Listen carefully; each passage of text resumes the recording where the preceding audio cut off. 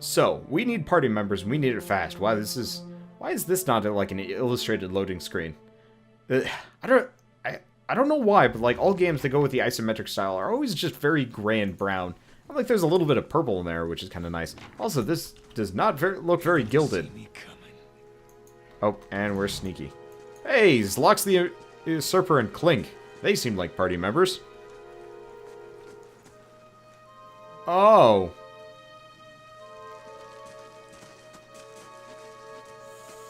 Corpses. You must be one of the new settlers. Welcome to Gilded Vale. You'll be pleased to know that we've had some recent vacancies here.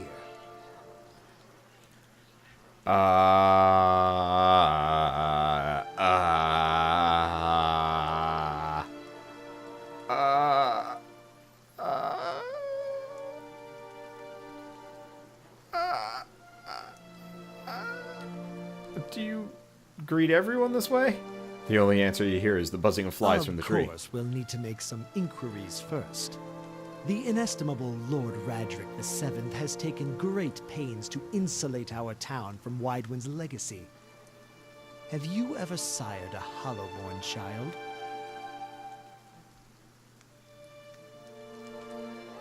No. Are you absolutely certain? Lord Raderick has made it his first priority to eliminate this scourge from our village.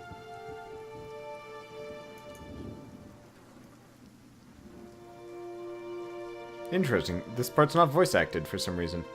I should warn you, stranger, here in Gilded Vale we have a special place for dissidents, charlatans, and those who would hide a curse in our midst. He steps to the side and inclines his head ever so slightly towards the deformed tree. His lordship's wife is with child and due any day now. Without his approval, I shan't be able to find you a permanent settlement. It will have to wait until after the birth.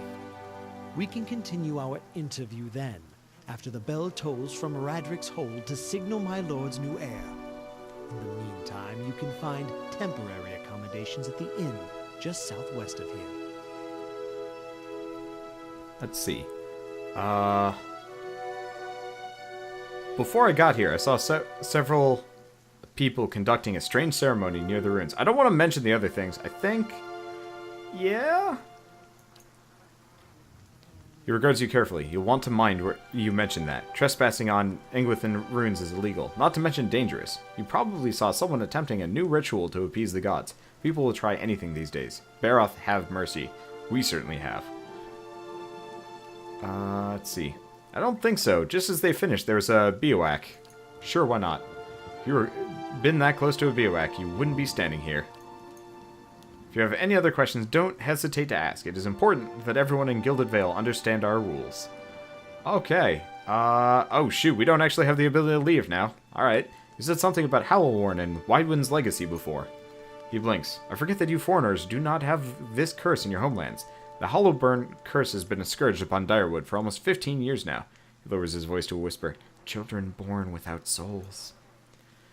Shakes his head. Pitiful dumb things that breathe, barely, but do not truly live. Some say the Hollowborn are a disease. Some say they're a punishment from the gods. He raises his empty hands. In truth, no one knows, but they began spreading after the Saints' War, and so the name Widewind's legacy stuck in honor of that foul, blasphemous pretender. His voice shakes with vitriol. I see. Lord Radric's decrees may seem strict at times, but he has our best interest at heart. He nods. Alright, I guess I do have to ask about the bivouac. So, I've been feeling strange after a quick call with the bivouac. Is there someone in town who could help? Whatever your problem, it sounds like a matter for an animancer. However, the only animancer in Gilded Vale isn't in any condition to speak. Consider yourself fortunate. After she failed Lord Radric, we saw to it that she wouldn't profit from the misplaced trust of others. A bad cure is often worse than none at all. Odd. He only has like half of his dialogue for some reason. Oh well. But if you're set on finding a bottle of troll piss or dead age repel to rub on your forehead, you're welcome to check her pockets. A little corpse stink is nothing when you're digging for shit. My advice, however, is to be satisfied that you escaped and leave it with that. Goodbye, sir.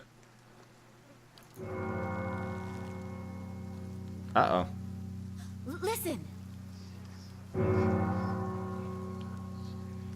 Two tolls. Let that be the last. 3. Gods have mercy. It seems your arrival is ill-timed. 3 bells toll only for the death of a Radric. I fear Lord Radric's heir is lost, or else Hollowborn, and so lost all the same. You should tread carefully. Circumstances have changed a great deal.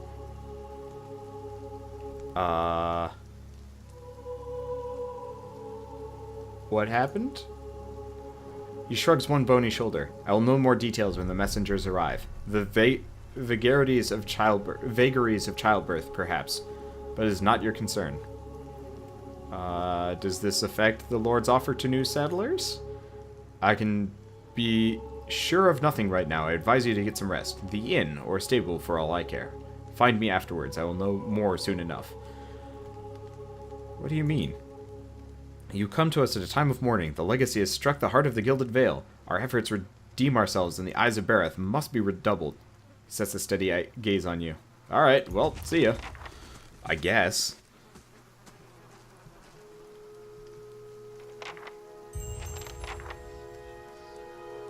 Let's see. I guess let's go find us a tavern. Seems like, I mean, can I talk to these people? Urgiate, do they all have names? Oh, no, they're sell swords and, oh, hello. Okay. Never mind. So these people are effectively just meaningless mooks that repeat the same dialogue.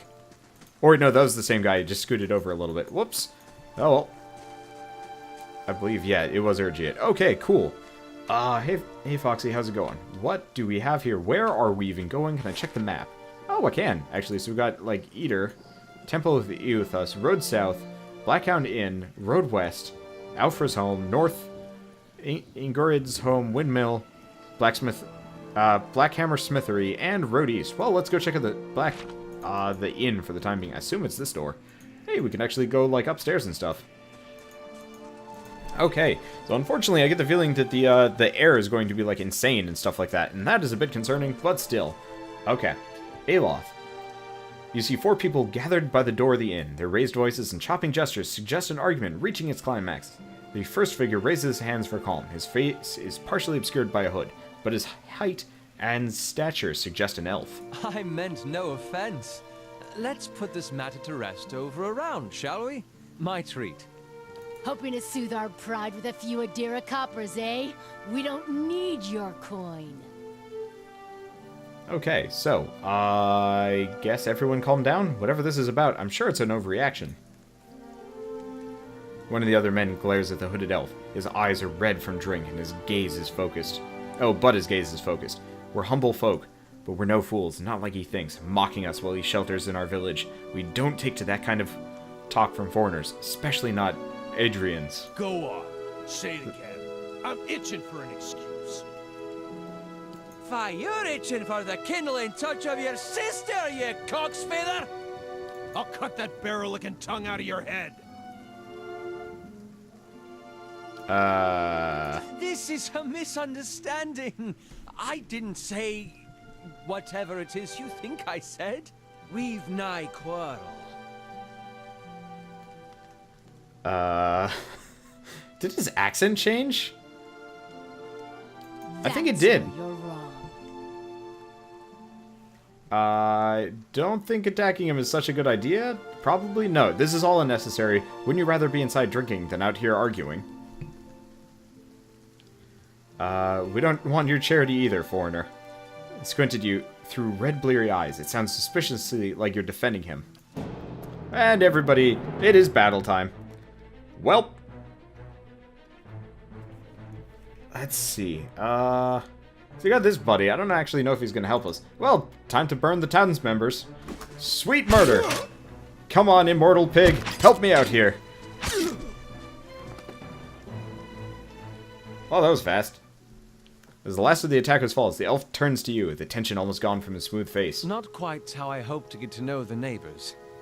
Thank you for your timely assistance with that awkward situation. Benevolent, I'm glad I could help. Courtesy is a rare pleasure in these parts. Though your accent suggests that you are no more local than I. Yeah, his accent changed. Weird.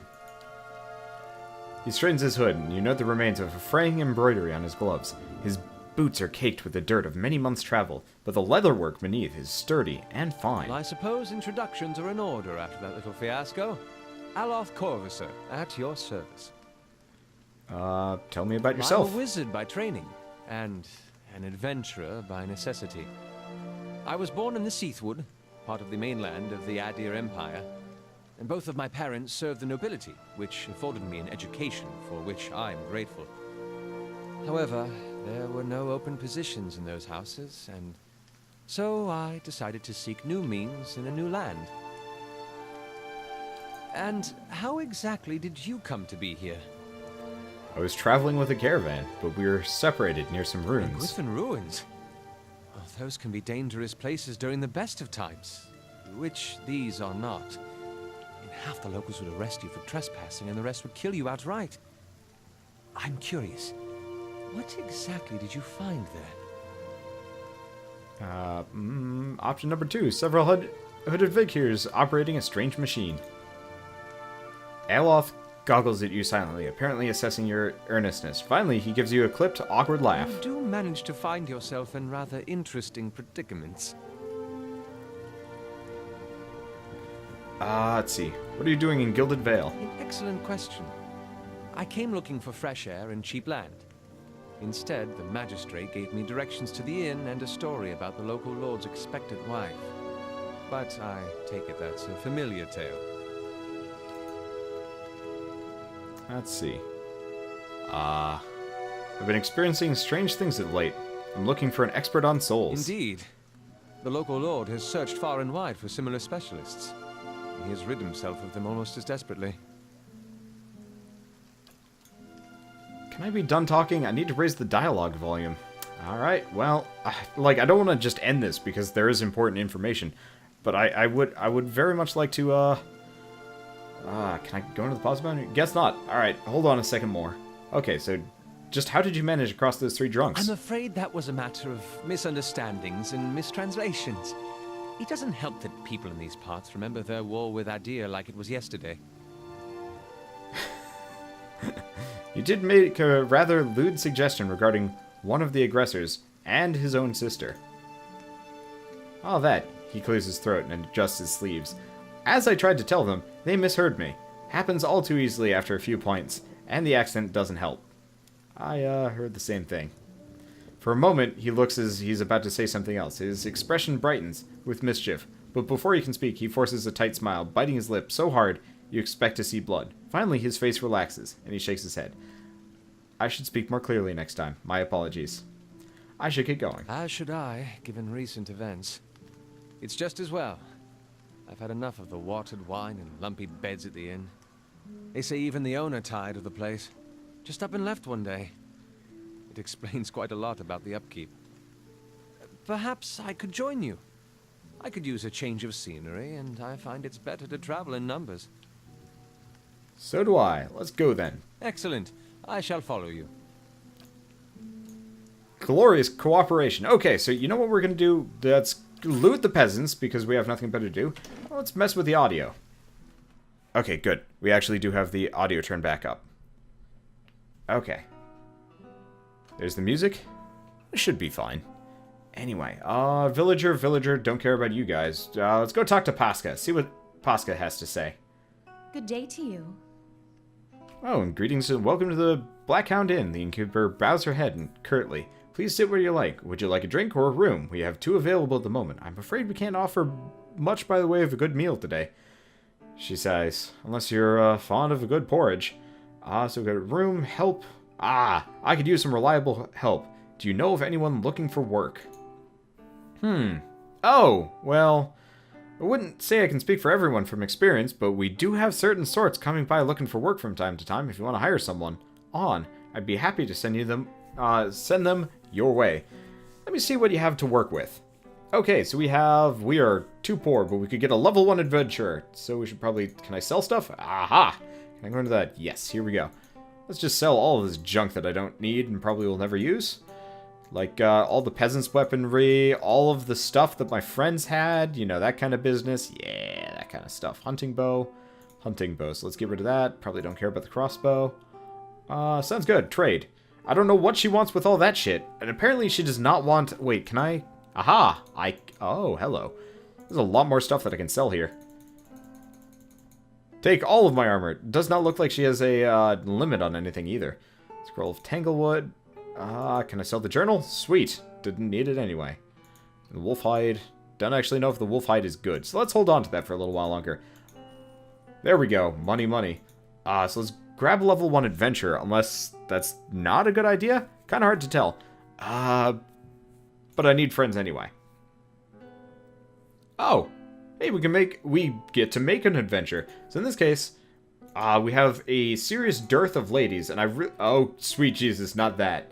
Let's take a look at this. That's pretty hot. I'm not even, I get the irony, but still, let's take a look. That is just weird looking. It's not terrible. That's not bad either. At the same time, so what we want is a caster, if I can get it. Or a healer, actually. If I could get a... Oh, because we already have a caster. So, like... She's not bad. Because we need a ranger. And we need... a healer. Like, I like the fire godlike, but they are... Damage reduction, small amount of fire. Let's go with her. She looks cooler anyway. So, wait, what? Body type. Oh. What the... deuce? Well, this is strange looking. Oh, yeah. Nature godlike. This is very strange. Let's go with, elf? Human. Elf. Human. Let's go with human. The proportions look a little bit better. God damn it, Wander. Why do they always have to make the ladies look horny? That is hilarious. Okay, so we can have a chanter. What do chanters do? Passive effects, invocations. That's kind of cool. Also apparently uses two-handed weapons? Interesting. Well, I was thinking, seeing as there's no actual cleric class... Oh wait, no, there's a priest class. Duh. Let's go with the druid. I think this makes sense, and honestly, she looks pretty kickin'. So, next, shapeshift, bear, boar, cat, stag, wolf. What's the difference? Modal... Okay, so, stag has higher defenses, attack groups of enemies with its yeah, it is carnage. Okay. Knock enemies prone. Faster attacks. Damage over time with its melee attacks, or just flat out bear. I think we're going to go with stag for the time being, because that seems pretty cool. Okay, so, I've never had a druid. This seems pretty cool to me. I like the idea of it. So let's see. We've got 3 important stats, right? I mean, Constitution's probably not a bad idea, too. It's okay. Cool. Druid. Next up. Aider. Dreadfire Archipelago. Oh, these actually change what they're wearing. Constitution, Might, Perception. Ooh. The White that Wins. That's probably the coolest outfit. Let's go over this again. Yeah. Unfortunately, like, the skin texture they've got on these ladies look pretty bad. But still, I think it's either that or the Ixmatl Plains. But you know what? No. We're going with this. Spear, barbarian-looking plant lady turns into a stag, perception +1. Oh. Actually, in retrospect, might actually be better to go with, yeah, let's go with style. Yeah, style. Okay, an aristocrat. Nope. Nope. So stealth and survival seems like a good idea on her. Hunter. Yeah. Oh, hello. Want to go back. Primary, secondary. What does secondary change? Oh, it changes that. Which is pretty much almost nothing. For the most part. Let's go with that. Okay. And looks like you can only have 3 heads. There is not many options here. Ooh. That doesn't... I mean, it looks weird, but I like it. This looks pretty awesome, too. So this is, I think, a little bit too weird. I also don't like the face that much. It's kind of generic. This, I like. Okay, so level 1 druid. Perfect. And not that face. Yeah, I mean, it's pretty much custom tailored for the character. I do not like the red lighting on it, though. It's just like, alright, I am evil plant lady. Evil. Cool. Okay. I've got this. Yes. Okay, let's just go with that. And we will call her... I don't know what we will call her. Fucking... Look, I do not name ladies. This is... How do lady... How do lady work? How do girl thing? Fucking...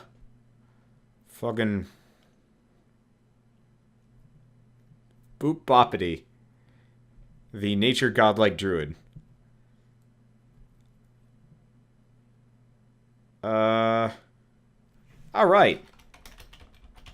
Salia it is. There we go. Okay. So now we have a druid. Do we want anybody else? We made an adventure. Honestly, we're probably gonna run into more adventures along the way. But at the same time, this works for me. Yes. Does she come with basic equipment? What else does she have? First level druid spells. Oh, she has a lot. Nature's Mark. Nature's Vigor, combat only. Sunbeam. Reflex. Talon's Reach. There's some interesting things here. Doesn't look like any of them are healing related, though.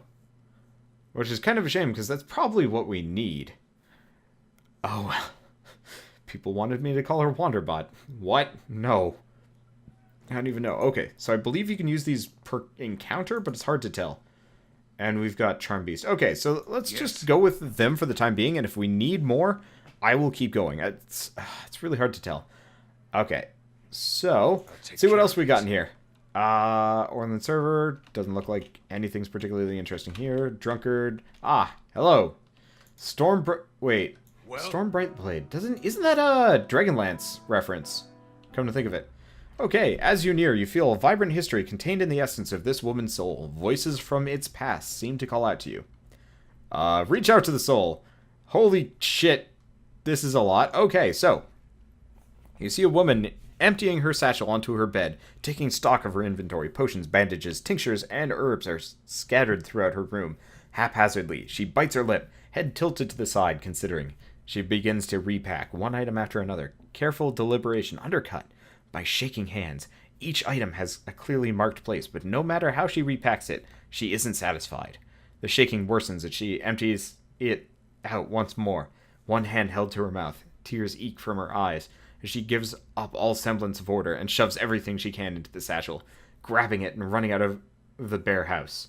Straightening her back, she walks to the docks, chin high, eyes hard and red. A gangly young elf offers his condolences, but she can't see him for the ocean ahead of her. She wanders the docks, offering her services as a doctor to any who will listen. Anyone heading out on high tide. Less than an hour later, she watches her childhood disappear in the distance, a tiny speck of an island, and tries not to jump. Well, that was interesting. That was cool. Okay. Can I actually talk to her? We should probably actually talk to her with the dwarf as opposed to just like other people, but still. Okay. Is it the same thing? Sweet, so we can just keep like reading her soul. What's this guy do? As you near, you feel a vibrant history contained in the essence of this man's soul. What does this guy say? You see a group of young men standing around in a makeshift practice target. This man stands in the middle of them, explaining the construction and use of a bow. He holds it up, pointing out each part as he speaks about it and what it does. He then walks away from the target, telling them to remain where they are, and takes his place about 200 feet away. He carefully lines up his shot, explaining what he is doing as he does, and lets the arrow fly. It hits the target dead center, much to the surprise and delight of the boys near it. He smiles, walking towards the boys, talking about proper stance and how to most effectively hold a bow. A noise comes from the tree line near their practice venue, and he stops, scanning the woods, blue eyes squinting against the sun. A shadow moves, making its way through the forest behind him. He draws an arrow and lines up the shot, carefully tracking the motion of the hidden creature. Loosing the arrow, he wastes no time, quickly grabs another. The boys spin, watching the arrow fly through the forest, immediately lost among the trees. There is a sudden, explosive movement from the undergrowth as a deer erupts from the tree line, running across the edge of the clearing. The boys laugh, turning to joke with the man about his lousy shot. They stop talking, seeing him holding the bow and leading the deer with a knocked arrow. They drop to the ground as he loses the last arrow, which flies true and strikes the deer right behind its shoulder, piercing its heart and lungs and dropping it dead almost immediately. The boys stare at the deer for a few seconds and then slowly turn to look at the man, newfound respect in their eyes. He smiles again and breathes a quiet sigh of relief. Well, turns out we can't actually talk to these people. We can just stare at their soul for some reason. Alright. Works for me. I guess at this point, let's go rest for the night and see what we can do. Chances are we're going to get attacked. Overnight, because that always happens. Anyway, like a room. Okay, so we can do... Ooh, if we... Common room... Oh, we can just sleep in the common room. Though that is weird. But so depending on how you sleep, you actually get like a different bonus. Well, seeing as money isn't terribly hard to come by, as far as I can tell, let's go with Laborer's Rest. Oh, hello.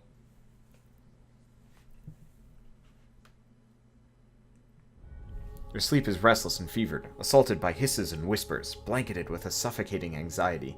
You open your eyes to awaken, and find yourself in front of Gilded Vale's gallows tree, the creaking of its ropes growing louder in your mind, till the sound is deafening. Hanging from the tree is an old dwarf woman whose face is shriveled inward like moldering fruit. Her head hangs limply to one side. As you look at her, she looms larger and larger in your mind until she is mere inches from your face. Suddenly, her head snaps up and her eyes open. They're empty, and behind them is a vast nothingness that makes your stomach drop. Her mouth slowly parts, and with a gust of rancid air, she speaks a word. Watcher. You jolt awake, the foul smell of the dwarf woman's breath still permeating your nostrils. Sweat runs down your face in thick droplets, and your skin is soaked from head to toe. You remember the woman. You remember seeing her decaying face when you spoke with the magistrate. He called her an animancer. Though it fills you with a new queasy apprehension, you feel a strange compulsion to see this woman once more, if only to confirm she is truly dead. Cool. Alright, so we are asleep, and apparently we've reset to the exact... Alright, so nobody has moved while we were sleeping. This is curious. And apparently you can also rob the inn if you really want to. Okay, that is weird, but it works for me. Let's go rob a corpse. Great, more corpse interaction. What is it with this place being dark and corpse-like? Why are my friends suddenly up? Like, we just hired this adventure chick, what is it? Celia? And just... wait, where's the corpse tree? There's the corpse tree.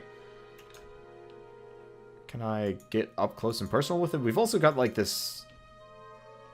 We got a lot of stuff in here to deal with. Oh, hey, Eater.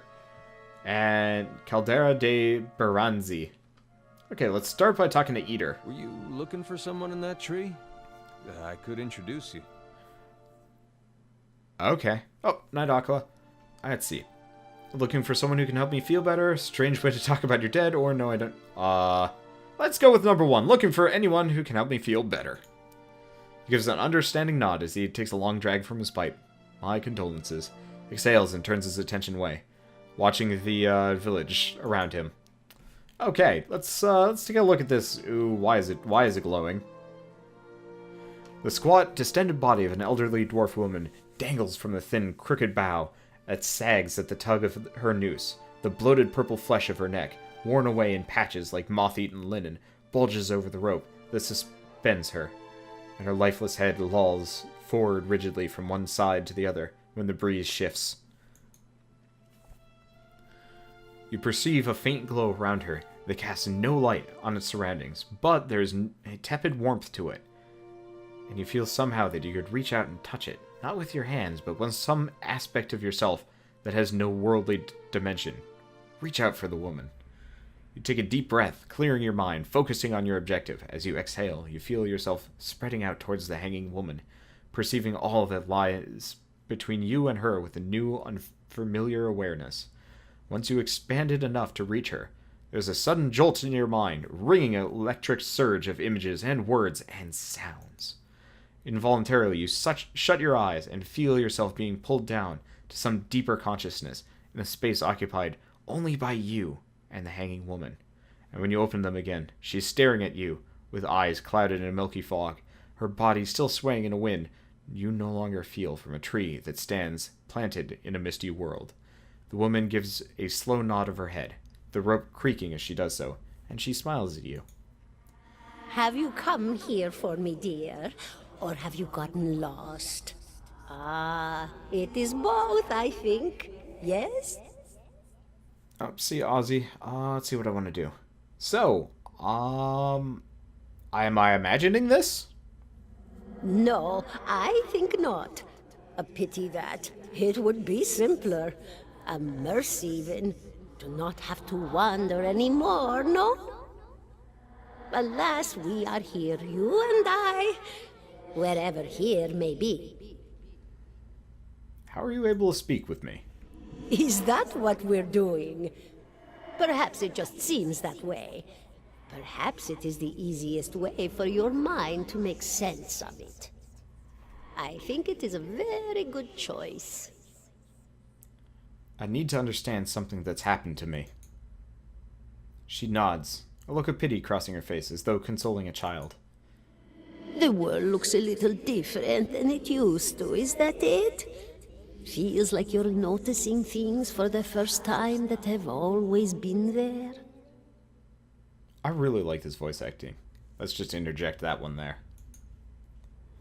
You have seen past the shroud. It only takes an instant. Your soul remembers, yes? Remembers how it sees when it leaves the body, like being reminded of a dream you had forgotten. You are a watcher now, and a watcher you will stay. What's a watcher? What indeed? Long hours have many animancers spent studying such things. Not I, though. Not I. I'll tell you what I know, though, since fair is fair, and here we are visiting, you and I, and it reminds me of better times. Souls pass on, some say through Audra stones, which are the blood veins of the world. They leave the world for a time and are reborn into it, sometimes more than they were before, but usually less and seldom the same.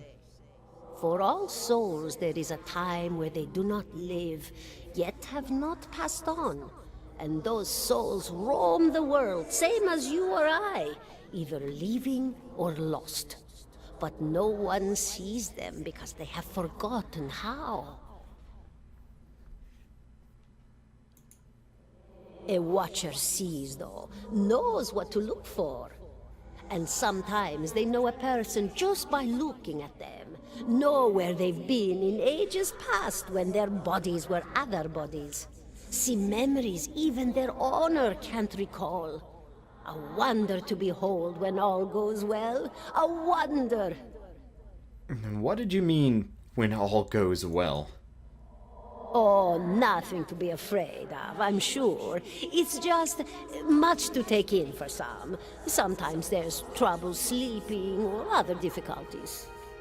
She smiles at you reassuringly, fanning out a tuft of long whiskers that sprouts from one of her cheeks. You should see old Meerwald. He could tell you much more than I. A watcher just like you. Helped many in his day. Took up in an old keep no one would claim. Not far, not far. Kadnua, beyond the Black Meadow. He will welcome the company. I think I survived to Biowak. Do you know why that would be? Did you now, dear? My, that would be something, wouldn't it? Could be luck, could certainly be. A storm can be a careless thing. Or maybe it got its hands around your soul but couldn't pick it up. A soul can be heavy if it stayed in one piece through its time. Strong souls, we call them in the trade. Cold, I mean. Called them. Those days are all behind me, no? You said souls break apart over time? Oh, yes. Entropy. Rimagan's work. We know little of why or how. We lose pieces of ourselves when we die, and pick up pieces of others when we are born again. But less than what we lost.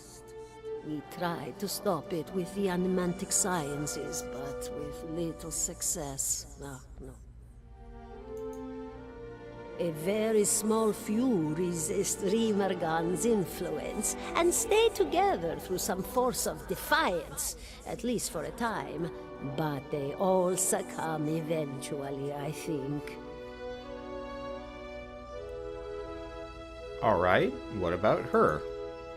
Me? I'll bore you to tears, though. There is a lot of exposition here, and I'm glad it's all voice acted, because I would hate to read all of this off, because my voice is already getting real tired from putting on kind of the dramatic flair. So, who are you? And here I thought you'd come to visit me in particular. Caldara de Baranzi, of the Valian Royal Academy of Animantic Sciences. Not the greatest of their number, but I came here all the same because this was where help was needed. What happened to you? She laughs, a rasping, choked cackle escaping between rows of buttery yellow teeth, causing her body to bob up and down with each spasm. Seeing your blank expression, she catches herself. Oh, come now. Such a question. As though the answer were plain as a rope tied for strangling. Allow an old dwarf her last bit of cheer.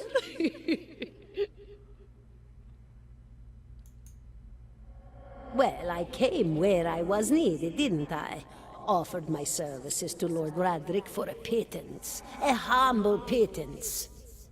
I was to examine the Lord's wife, see why the gods have seen fit to poison her womb. Studied her for months, looked high and low for impurities, tested her valence, the permeability of her essence. Do you know what I found? Tell me. Nothing at all. A healthy woman, head to toe, blessed with a beautiful soul. Such a sweet woman, too. Meek, but warm-hearted. A few months' time, and the lord of the house demanded answers. For a time, I told him what he wanted to hear. Oh, yes, my lord. She is riddled with imbalances. I must have time to cure her. As the birth drew near, he grew impatient, as lords do. And this is where I've ended up. Cool. A student of the soul. Something so basic, yet so poorly understood. But so many breakthroughs have been made in my lifetime. Had been made. Had been. To hear the locals tell it, we're a gang of soul manglers that preys upon the weak-minded. And the worst of us are. To preface this one, seeing as I didn't actually do so, I was asking what animancers were. But the best of us? The best? Inspirations. Miracle workers. My parents were soul twins. Miserable before they met, empty inside. It was an animancer who helped one find the other, turned their lives around. You wouldn't believe the stories. Amnesiacs helped to remember their lives. The suicidal brought back from the brink of oblivion. The elderly afforded extra moments to say their goodbyes. How soon we forget when we're afraid. It's a fascinating science. A fascinating time to be alive in a place like Deerwood that does not control the research, no? I love the Valian Republics for many things, but their recent caution will leave them behind, I fear. Alright, any other questions? Doesn't look like it, Of alright. course, dear. See ya, ghost dwarf. Goodbye, my dear. It was lovely visiting.